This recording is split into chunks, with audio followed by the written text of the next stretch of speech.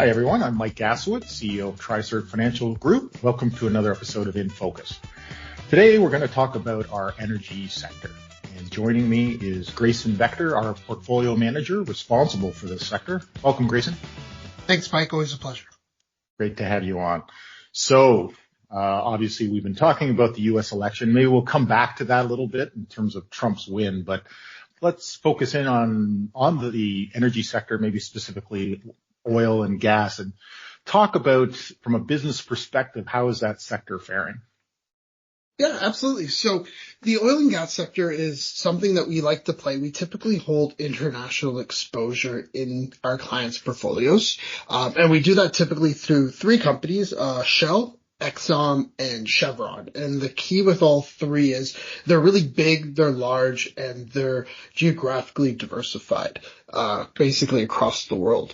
And the reason we like this is when you compare it to maybe just our home country where you're looking at Canada, we've got a lot of restrictions on our ability to be able to, move oil out of the country, especially with pipelines. And when you look at the international guys, they have the flexibility to really go wherever they find the deals are. So Exxon's been in the States, but they're also in Guyana doing some offshore pipeline, big oil rigs.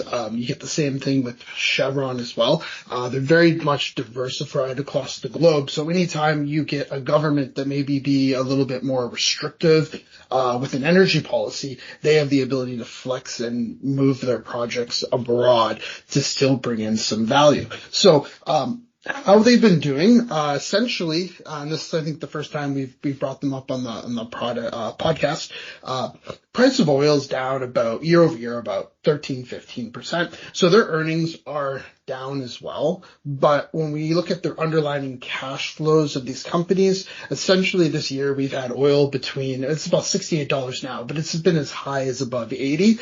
Those are really healthy margins for those companies. So when we're looking at their earnings, for the year, they've been quite well. And we're really comfortable holding them, when we get that oil price above about $55. When it goes below 55, it starts really compressing their margins.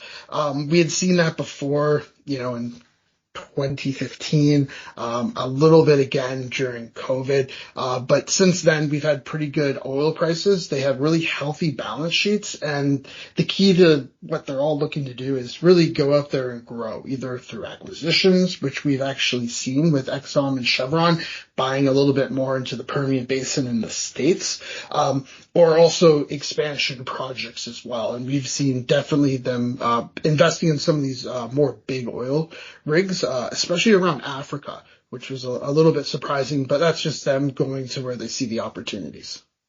Makes a lot of sense, staying on the international front so you can avoid, from country to country, you got, political swaying one way or the other and challenges and the like. So staying with bigger players that are globally focused sure makes a lot of sense from my perspective. You mentioned pipelines. Maybe you want to talk a bit about that? Yeah, absolutely. So when we think of pipelines, a lot of people just think of the oil pipelines. I know, Keystone's been in the news a lot. Trans Mountain's been in the news a lot as well, with the government ownership on that, to get it built. But some of the more, exciting pipeline opportunities out there, are definitely the Coastal GasLink pipeline, which is in the process of getting built. It's basically settled to go online in about 2028. And why this is really important to Canada is because when you look at natural gas. So this isn't a typical oil pipeline. They're pulling natural gas through this pipeline. The natural gas prices in Canada, they fluctuate between about $1 to $3, for your BTU. And if we're able to start taking that, liquefy it and ship it over to the European and Asian markets, they're starting to get anywhere from, Japan's importing anywhere from $10 to $15, for the same unit. So it's a really great opportunity, that we're going to have exposure to, where we can take Canadian natural gas and move it out to these Asian countries. It's good for the environment. They're able to displace some of their coal fire power plants and convert them over to natural gas as long as they have a supply. So for our client exposure, the company building that coastal gas pipeline, that's TC Energy. It's one of the pipelines that we do hold. So they're going to make money just taking natural gas from Alberta and moving it over to the West Coast. And then from there, there's 2 projects that are designed to liquefy it and have it so that it can be shipped over to these Asian countries. The first one is, it's called Cedar LNG. It's owned by Pembina. They own 50% stake in it. Well, they own 49.9% stake in it. The other 51.1 is owned by an indigenous group. And they're able to essentially liquefy that gas and move that over. That's supposed to come online about 2028. So far, everything's been coming under budget, and we don't really see any reason for that delayed. And the second one is a much bigger facility. It's called LNG Canada. And I always find that funny because it's not owned by any Canadians. But Shell has a 40% interest in that project as well. So they're going to have a great avenue to be able to take natural gas and move it over into the Asian markets. Right. And then overall, we have the capacity to move about 10 to 12% of our total natural gas produced per year over. So just having that be exported out of Canada, it should raise natural gas prices as well in the country. So for us, we kind of see it as a win-win as long as we don't look at our heating bills. Exactly. As an investor, you like the price going up, but as a consumer, not so much. But we're looking at it from the investment perspective, so all good. You mentioned Europe, and I am very curious about this because I remember, everyone recalls Russia invading Ukraine, the problems, and especially in Germany in terms of getting access to energy, and the infamous, our prime minister said, well, the business case isn't there. Any comments and thoughts on that in terms of how can we you talked a lot about for sure getting LNG to the Asian markets, but back to the European markets, even with those terminals coming online, will those be able to reach the European markets, or do we need some facilities on the East Coast? So it'll primarily go towards Asian markets. There are currently facilities on the East Coast that can take that liquid natural gas and move it into Europe. It also comes from Africa that way up into Europe too. The interesting thing about the U.S. is almost all of their LNG export terminals are on the East Coast. They have next to nothing on the West Coast. So it's really just Canada up here with the ones that we're building. And then we've got Mexico as well. And it just seems like a market that the U.S. just really hasn't developed being able to take it and move it from the West over into Asia. So what we're hoping is as we're starting to export more from the West, it'll start displacing some of the natural gas that's coming in from the East, and then hopefully that can find its way to European markets too. Okay. Because the price of natural gas is exorbitant. We might complain about how much we pay here in Canada, but in Europe it's 3-4 times. Right. The amount. Okay. Good to know. So in terms of then the markets, with oil prices and as they are today, how did the markets react in the last quarter? So we have seen the price of oil go down. And that's mainly for a couple of reasons. We have some comments from OPEC about wanting to lower the price to be able to maintain their market share.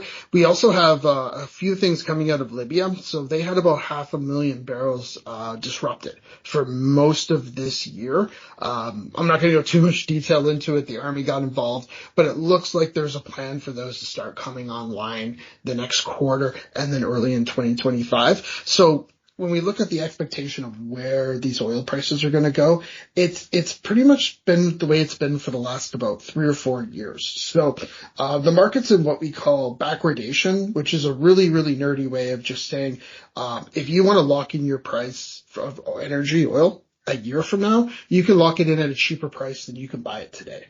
So it's about oil trading for December of 2025. It's about $3 cheaper than today. So the markets are expecting oil prices to come down, but they've been doing that ever since oil was trading in the $90 a barrel range. And really, when we're getting a price that's mid-60s to above, it's a really healthy margin for these oil companies to still be able to reinvest in new projects, buy back some of their shares, distribute more money to shareholders.